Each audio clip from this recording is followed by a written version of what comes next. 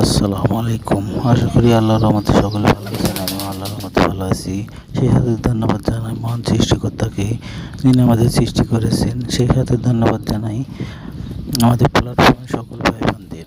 দেখেন বাবুই পাখি কি সুন্দর করে খাওয়া দাওয়া করছে, কুটো করে খাচ্ছে। পাশে দেখেন মোরগ আসে, এরা খেতেই আসে। বাবুই পাখি অনেক সুন্দর, এবং বাবুই পাখি সবসময় কারো না কারো বাসায় থাকে এবং সে নিজে বাসা বাঁধে, এবং তার বাসা বাঁধা অনেক সুন্দর। সে বাসা বাঁধে এমন কারিগর যে পৃথিবীতে এমন কেউ তৈরি হয়নি যে তার মতন বাসা তৈরি করবে। বিশেষ করে তালের গাছে, খাজুরের গাছে বাসা তৈরি করে খেজুরের পাতা দিয়ে অনেক সুন্দর করে। আল্লাহর কি একটা নিয়ামত বাবুই পাখির মধ্যে দিয়ে দিয়েছে। বাবুই পাখি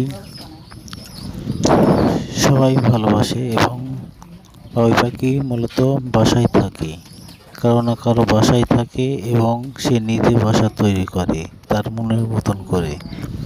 দেখেন প্রত্যেকটা পাখিরই প্রতিভা আছে, এক একজনের এক এক প্রতিভা।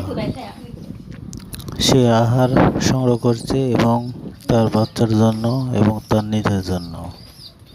এই জন্য আমরা পাখিকে ভালোবাসবো, খাবার দেব, সবসময় সঙ্গে থাকবো, তাদেরকে যত্ন নেওয়ার চেষ্টা করব।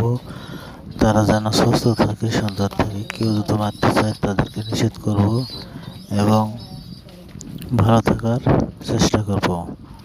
সবাইকে শুভেচ্ছা এবং অভিনন্দন, ভালোবাসা। সবাই ভালো থাকবেন, নিজ নিজ জায়গা থেকে সবাইকে ভালোবাসবেন, এবং ভিডিওটি যদি ভালো লাগে লাইক কমেন্ট শেয়ার করবেন, পাশে থাকবেন। আসসালামু আলাইকুম রহমতুল্লাহ।